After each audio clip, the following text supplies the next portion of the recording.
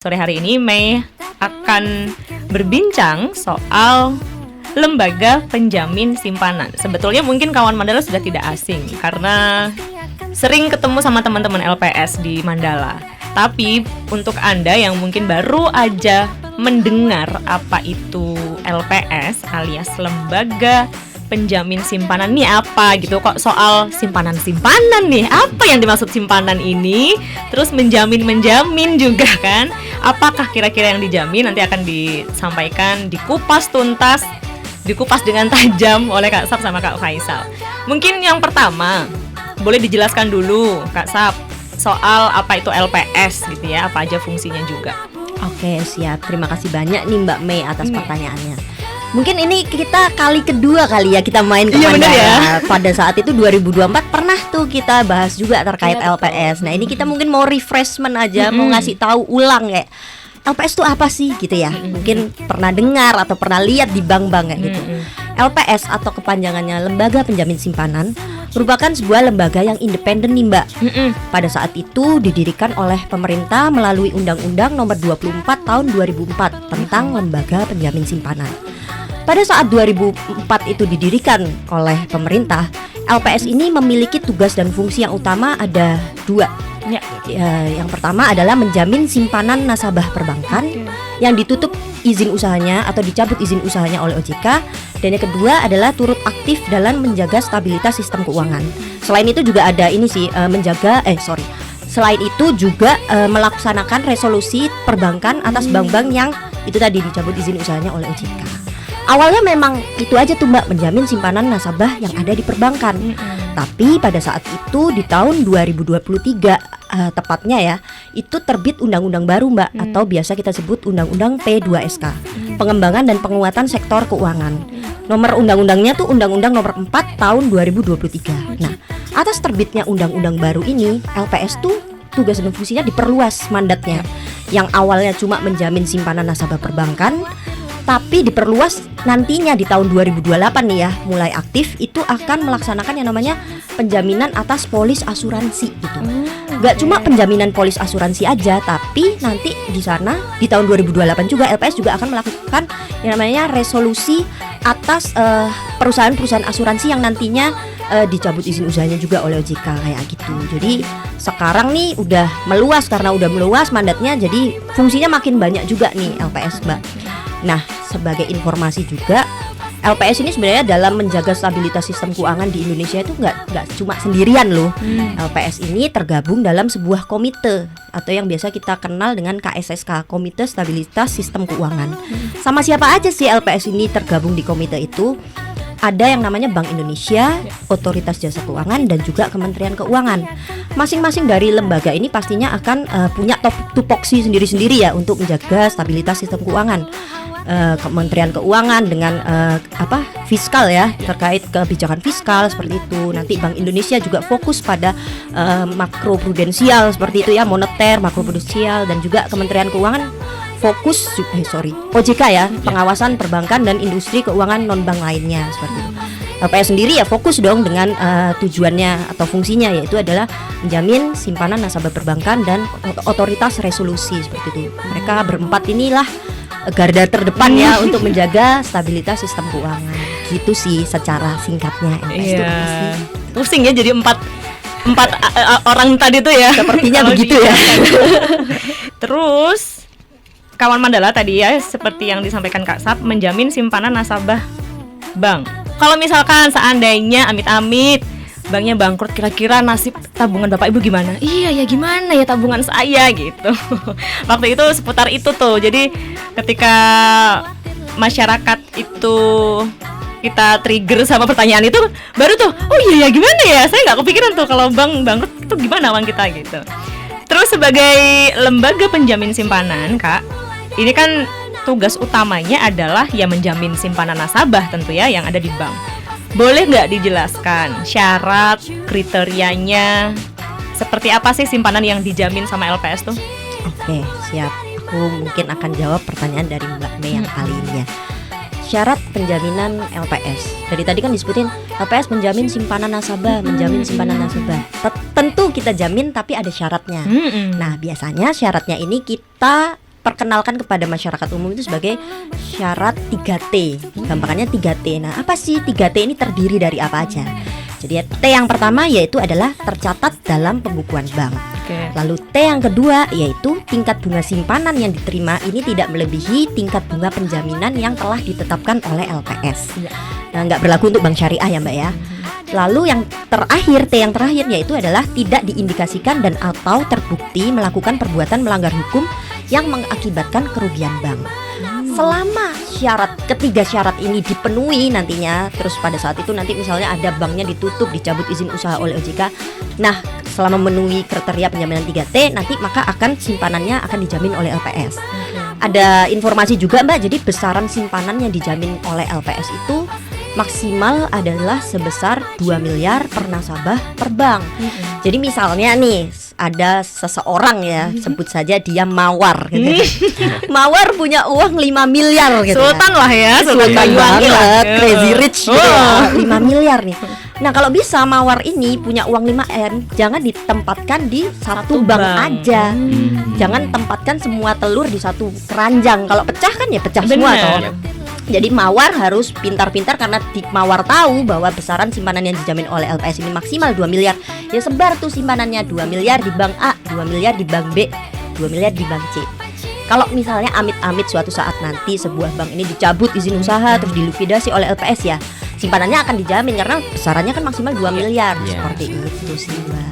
Arti kata dijamin, apakah kalau amit-amit suatu saat tadi seperti yang aku bilang, tempat kita menyimpan uang itu ada masalah gitu ya, uang kita tuh balik berarti. Nah, ini sebenarnya bagian pentingnya nih kawan Mandala. Iya nih, gimana tuh? Kalau LPS kan lembaga penjamin simpanan ya. Jadi mungkin banyak juga dari kawan Mandala yang menanyakan apa sih yang dimaksud dari dijamin itu? Apa yang dijamin gitu kan.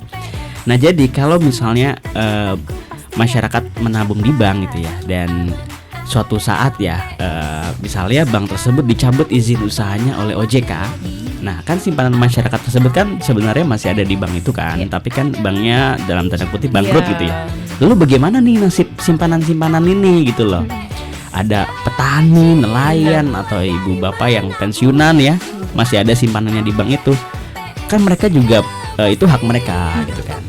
Selama tadi mengikuti atau syarat 3T tadi ya, syarat penjaminan kami itu terpenuhi, maka LPS nanti yang akan membayarkan klaim dari simpanan-simpanan tersebut. Nah, jangan lupa tadi maksimal 2 miliar per nasabah per bank. Nah, jadi masyarakat tidak perlu panik atau terburu-buru atau khawatir apabila bank tempat masyarakat menyimpan itu dicabut izin usahanya oleh OJK.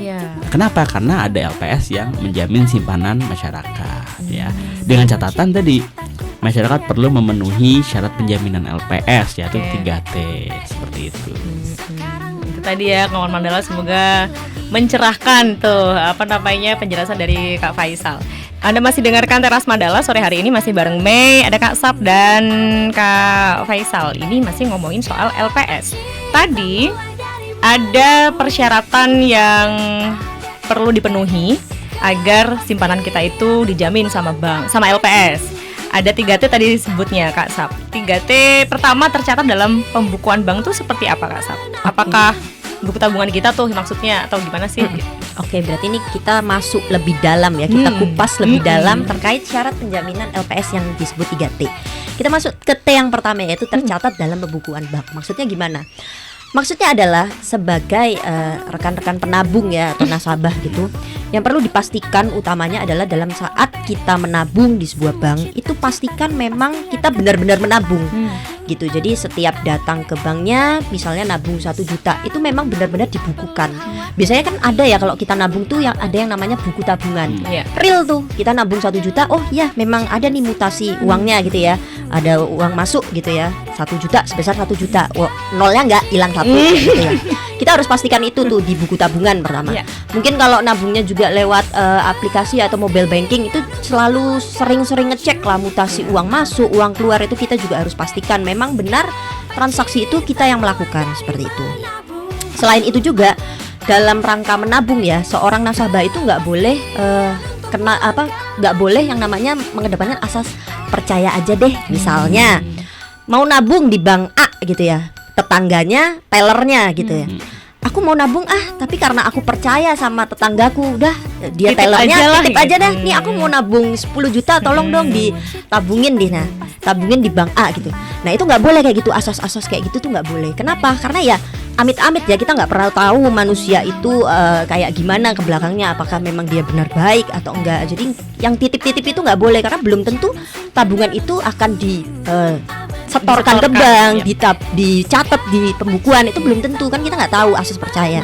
Nah maka dari itu kita harus datang langsung ke banknya misalnya ya, ditulis di buku tabungan, atau mungkin kalau nabungnya di BPR ya, biasanya BPR kecil-kecil itu kalau nabung biasanya kita juga masih dapat yang namanya slip setoran gitu ya. Nah itu bukti-bukti seperti itu ya, buku tabungan, slip setoran itu yang harus disimpan dengan baik oleh nasabah. Kenapa? Karena suatu saat nanti misalnya sebuah bank ini dicabut izin usaha dan dilikuidasi oleh LPS gitu ya, bukti-bukti inilah yang akan menjadi bentuk pertanggungjawaban kita seperti itu. Jadi memang harus dibukukan dengan baik dan diarsipkan dengan baik, kayak gitu sih Mbak.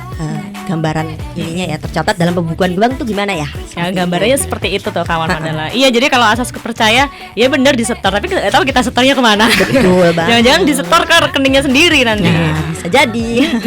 Terus di syarat dan kriteria simpanan yang dijamin sama LPS itu ada ketentuan tidak diindikasikan atau terbukti melakukan perbuatan melanggar hukum yang mengakibatkan kerugian bank. Contoh tindakan yang dimaksud tuh seperti apa? Nah ini pertanyaan yang menarik nih gitu kan. Jadi yang ketiga nih ya, itu adalah tidak diindikasikan dan atau terbukti melakukan perbuatan melanggar hukum yang mengakibatkan kerugian bank gitu.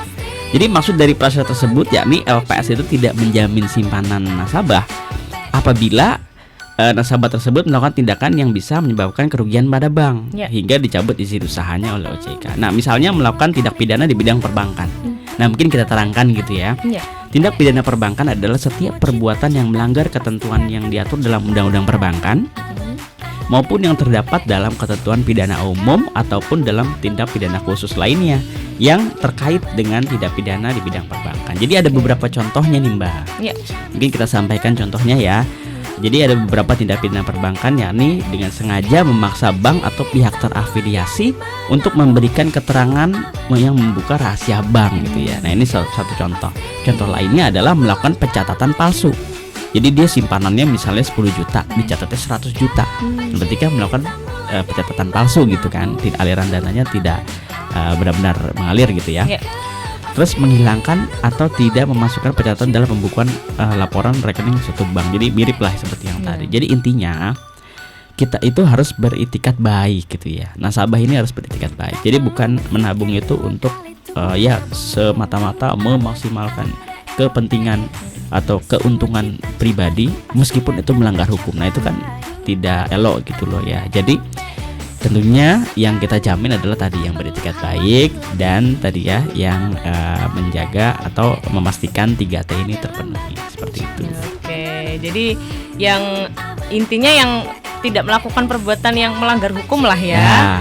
Ya itu tadi yang seperti dijelaskan Kak Faisal ini untuk nasabahnya. Jadi behave ya. Jadi behave gitu. Terus dalam syarat disebutkan juga tingkat bunga simpanan yang diterima tidak melebihi tingkat bunga penjamin LPS. Tadi tuh sempat di-spill sedikit, tapi akan dijelaskan juga. Berapa sih Kak tingkat bunga penjamin LPS yang berlaku sekarang ini gitu? Apakah bisa berubah-ubah atau seperti apa? Oke, siap. Berarti ini kita masuk ke syarat nomor 2 ya. Tingkat bunga simpanan yang diterima oleh seseorang nasabah itu tidak melebihi tingkat bunga penjaminan yang telah ditetapkan oleh LPS. Jadi sebagai informasi aja Mbak, tingkat bunga penjaminan LPS ini selalu berubah. Bisa jadi tetap sih sebenarnya. Diperbarui periodik selama setiap 4 bulan sekali. Biasanya kita tetapkan yang namanya TBP itu melalui sebuah press conference yang diadakan langsung di kantor pusatnya LPS di Jakarta. Biasanya diinformasikan melalui website LPS di www.lps.go.id, masuk ke berita-berita juga biasanya di media cetak, media sosial seperti itu ya. Jadi bukan informasi yang rahasia, karena memang pada saat hari H ditetapkan TBP berubah atau misalnya tetap, itu kita umumkan. Ada press release gitu ya untuk wartawan-wartawan siarkan di media-medianya seperti itu. Nah, kebetulan untuk periode ini Mbak di 1 Juni sampai dengan 30 September ini TBP yang ditetapkan oleh LPS untuk bank umum sendiri besarnya adalah 4%. Kalau untuk simpanan yang ada di BPR itu sebesar 6,5%. Sedangkan valuta asing itu ditetapkan sebesar 2,25%. Jadi untuk kriteria penjaminan nomor 2 ini berlaku di bank konvensional tapi tidak berlaku di bank syariah. Kenapa nggak berlaku? Karena di bank syariah itu kan nggak kenal yang namanya tingkat bunga ya, nggak ada bunga, adanya bagi hasil ya. Makanya dikecualikan dari syarat penjaminan LPS yang nomor 2 ini, seperti itu. Nah misalnya nih kita sebagai nasabah gitu tahu ya bahwa pada periode ini tingkat bunga yang berlaku, misalnya mau nabung di BPR gitu ya, kita tahu kalau misalnya tingkat bunga yang berlaku 6,5%. Terus mau nabung di sebuah BPR gitu, ditawari bunga tinggi misalnya di 8%. Mungkin kalau orang awam ya yang nggak tahu mungkin akan tergiur, wah dapat bunga tinggi nih, berarti dapat ini lebih bagi hasil lebih tinggi kan gitu. Nah, sebagai orang yang tahu bahwa tingkat bunga penjaminan LPS itu merupakan salah satu syarat ya yang ditetapkan oleh LPS, nggak boleh melebihi dari itu ya. Kita jangan terima itu bunga di atas bunga penjaminan LPS 8%, walaupun kelihatannya dapat lebih banyak, tapi kalau misalnya suatu saat banknya ditutup izin usahanya oleh OJK, dilikuidasi oleh LPS ya nggak akan dijamin oleh LPS karena kan menyalahi kriteria penjaminan yang nomor 2 itu tadi, lebih 1,5% gitu. Nah jadi ada tambahan sedikit ya. Mungkin kita perlu sampaikan juga nih ke kawan Mandala ya. Jadi kalau kita lihat trennya gitu ya, jadi TBP kita ini dibandingkan periode sebelumnya itu mengalami penurunan ya, mengalami penurunan. Nah itu kenapa kita turunkan? Karena tentunya kita melihat ya kondisi ekonomi dan di sektor perbankan juga adanya kalau di triwulan 1 gitu ya masih adanya uncertainty gitu ya. Dan kita masih memiliki kepentingan untuk mendukung perekonomian Indonesia. Jadi kita turunkan sehingga biaya dananya menjadi semakin murah, ya kan? Jadi ekonomi semakin mudah untuk bergerak gitu kan. Nah, tapi kita juga melihat bahwa saat ini ekonomi kita sudah semakin membaik gitu ya. Kalau kita lihat update BPS pada triwulan 2, ekonomi Indonesia ini kan tumbuh 5,12% gitu ya. Nah, tumbuh lebih cepat lah di triwulan 2 ini. Jadi kalau kita lihat juga secara lebih dalam tuh pertumbuhan ekonomi ini tuh didorong dari PMTB atau investasi lah ya. Investasi dan juga ekspor yang tumbuh cukup tinggi gitu ya. Bahkan investasi tumbuh hampir 7% gitu ya. Nah ini sangat tinggi sekali kalau kita lihat. Dan bukan cuma di ekonomi secara umum aja, kalau kita lihat dari aliran modal gitu ya. Di sektor financial yang liquid aja misalnya di saham gitu ya. Kemarin kan di sekitar sebelum menjelang 17 Agustus ya, IHSG itu sempat mencapai 8.000 nih, all time high gitu ya. Nah jadi ini menunjukkan apa? Nah ini menunjukkan bahwa persepsi investor itu masih positif nih terhadap perekonomian Indonesia gitu. Jadi tentunya kawan Mandala perlu memahami dan juga publik perlu memahami bahwa TBP LPS ini juga ditentukan berdasarkan tadi kita melihat kondisi perekonomian dan juga sektor perbankan yang ada di Indonesia. Jadi kita tentunya tadi kan melakukan evaluasi dan kalau memang kebutuhannya adalah melakukan penurunan suku bunga ataupun menahan gitu ya TBP, nah itu tentunya kita evaluasi gitu seperti itu. Jadi nggak serta-merta gitulah ya, ada banyak hal yang dilihat gitu. Bahkan menjelang 17 Agustus kemarin ini ya. Iya. Masih 2-3 hari yang lalu loh kawan Mandala. Iya. Terus juga bisa dijelaskan lebih lanjut nggak? Ini semakin jadi semoga kawan Mandala juga yang memahami soal ekonomi keuangan itu pasti bisa mencerna gitu. Oh ya benar. Tapi bagi yang awam, semoga ini jadi awal pengetahuan awal. Nanti aku tuh tadi nggak ngeh kalau Kak Sap nggak bilang ya jangan mau kalau ditawarin nabung di BPR tapi bunganya lebih dari 6,5 gitu karena nanti nggak akan bisa dijamin tabungannya sama LPS gitu kalau amit-amit terjadi apa-apa sama BPR-nya gitu. Iya kalau orang awam yang ditawarin bunganya 8% Kak, wah diterima, apalagi saya nih diterima semakin banyak bunganya semakin diterima gitu. Terus gimana kalau tingkat bunga simpanan kita di bank itu melebihi tingkat bunga penjamin LPS? Apakah serta-merta tidak akan dijamin atau masa sih nggak dijamin Kak gitu? Ya jadi tadi kan udah di-spill sedikit nih sama Kak Sabrina gitu ya. Mungkin saya ingin menambahkan aja ya. Jadi apabila tingkat bunga simpanan yang kita terima itu melebihi TBP LPS ya atau tingkat bunga penjaminan LPS, maka simpanan tersebut tidak akan dibayarkan secara keseluruhan ya simpanan pokok dan bunganya pada saat bank dicabut izin usahanya. Jadi ini contohnya nih ya kita contohkan. Saat ini kan TBP untuk simpanan bank umum rupiah itu 4% gitu ya. Sedangkan nasabah misalnya ada nih tadi ya misalnya tadi kan Mawar sekarang Melati kan Ibu Melati ini mendapatkan dia membuka simpanan ya, deposito misalnya, Ya. itu mendapatkan bunganya 8%. Oke. Nah, kalau suatu saat bank itu kolaps gitu ya, dicabut izin usahanya oleh OJK, maka simpanan tersebut kan tidak memenuhi syarat T yang kedua tadi, maka tidak dijamin nih oleh LPS gitu ya. Nah, jadi kami itu menghimbau kepada nasabah, kepada publik agar berinvestasi dengan bijak gitu ya.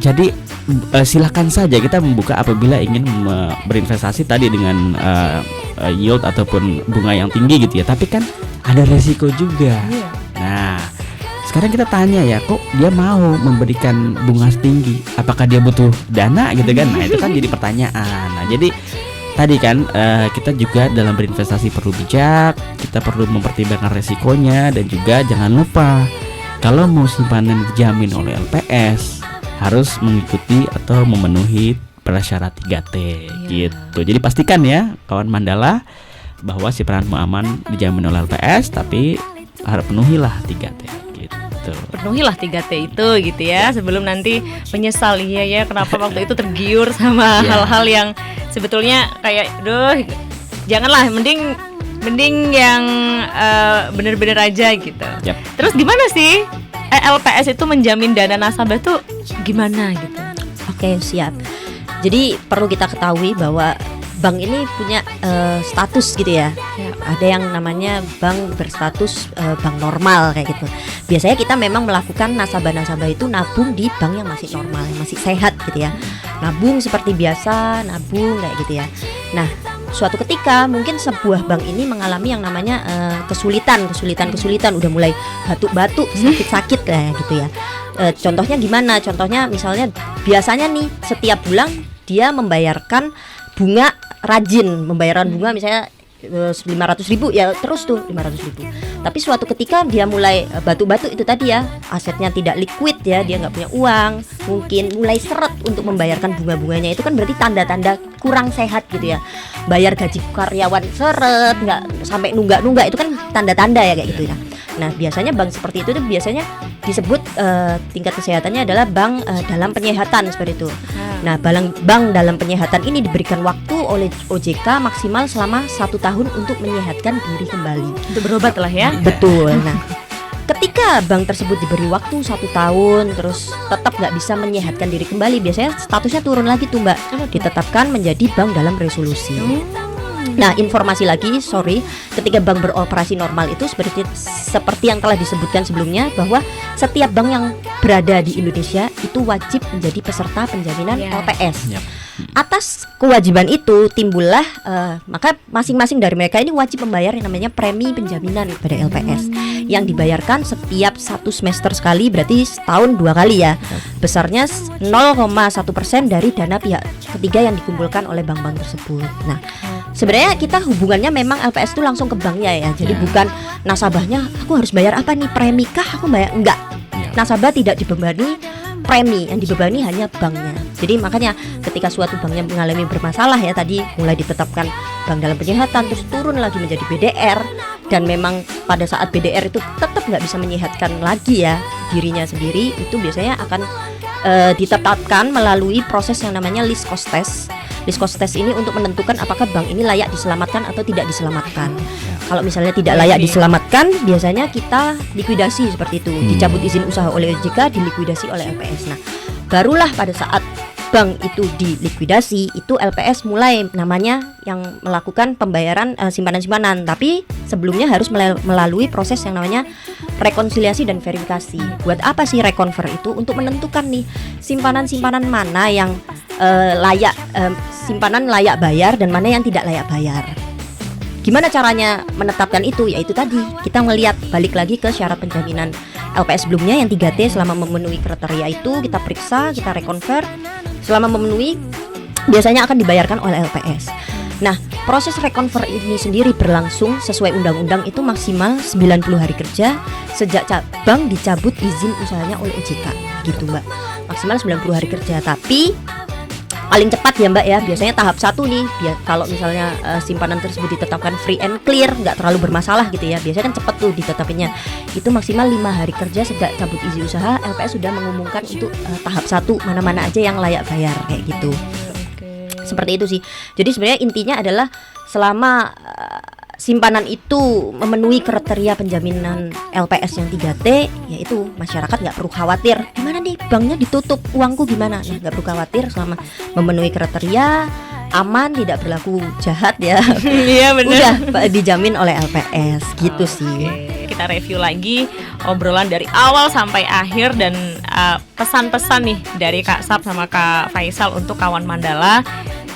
Gimana soal menabung di bank? Ya, jadi pertama kita sampaikan bahwa marilah kita menabung di bank. Kenapa? Karena aman, dijamin oleh LPS gitu kan.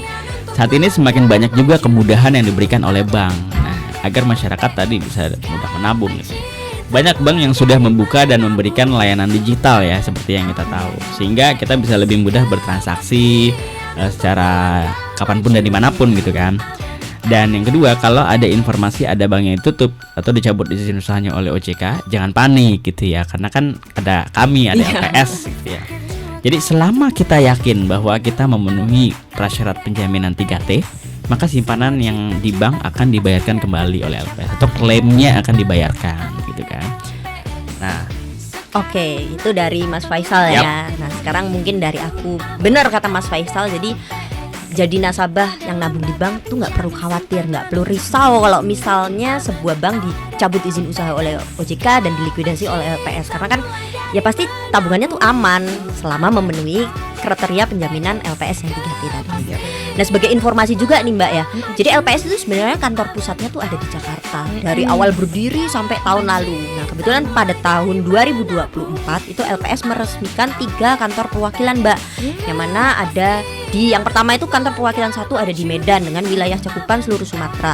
Terus di kantor perwakilan LPS 2 tepatnya ada di Surabaya yang meliputi wilayah cakupannya ada di Jawa Timur, Bali, NTT, NTB dan juga seluruh Kalimantan. Dan yang terakhir ada kantor perwakilan LPS 3 yang terletak di Makassar dengan cakupan wilayah ininya ya ada di Sulawesi, Maluku dan juga Papua. Jadi untuk kawan Mandala ya, kalau misalnya punya pertanyaan terkait dengan LPS, mungkin banknya ada yang dicabut izin usaha, kayak simpananku gimana nih, dijamin nggak sama LPS, terus kayak berapa sih sekarang bunga penjaminan LPS yang berlaku, ya tingkat bunga penjaminan LPS yang berlaku berapa, atau besarannya berapa sih, mau tanya-tanya gitu. Sebenarnya nggak perlu jauh sih ya, sebenarnya kalau ke Surabaya agak jauh ya. Sebenarnya saya tadi mau bilang kayak tidak perlu risau karena sekarang LPS hadir di Surabaya. Tapi mungkin kan dari Banyuwangi ke Surabaya agak jauh ya, 7 jam naik kereta. Iya benar, mungkin bisa buka di Banyuwangi. Mungkin suatu saat nanti, kita nggak pernah tahu ya. Tapi paling pesannya adalah nggak perlu khawatir harus mencari jawaban kemana, karena nggak perlu datang ke kantor. Sebenarnya kita juga bisa dihubungi melalui itu tadi ya, media sosial LPS. Media sosial LPS itu banyak, bisa dari Instagram mungkin ya, dari TikTok, dari Facebook, dari Twitter tuh ada semua. Atau mungkin informasi lebih lanjut juga bisa kita lihat di websitenya LPS di www.lps.go.id. Terakhir sih yang jelas ya itu tadi ya, yang penting sih kita semua nggak perlu khawatir karena sebenarnya kan aman ya ada LPS. Karena LPS apa sih? Sahabat Nasabah Indonesia. Hampir aja ditembak sama nasabah. Agak kaget ya. Agak kaget. Itu tadi ya kawan Mandala. Jadi sekarang orang tuh hampir 24 jam kayak pegang HP. Jadi kalau ada alasan, aduh nggak tahu media sosialnya LPS, aduh udah bukan alasan lagi. Jadi bisa diakses mungkin kalau mau lebih jelas di websitenya LPS di www.lps.go.id atau di Instagramnya. Anak-anak main Instagram sekarang ya. Jadi disebarluaskan informasinya ke bapak ibu, pak de bude, kakek nenek kalau punya tabungan ya, ke om dan tantenya di LPS_IDIC gitu ya, IDIC. Oke, terima kasih. Kita ketemu lagi nanti di pembahasan selanjutnya, ilmu-ilmu selanjutnya, pengetahuan-pengetahuan selanjutnya. Tetap di Teras Mandala. Terima kasih, selamat sore semuanya.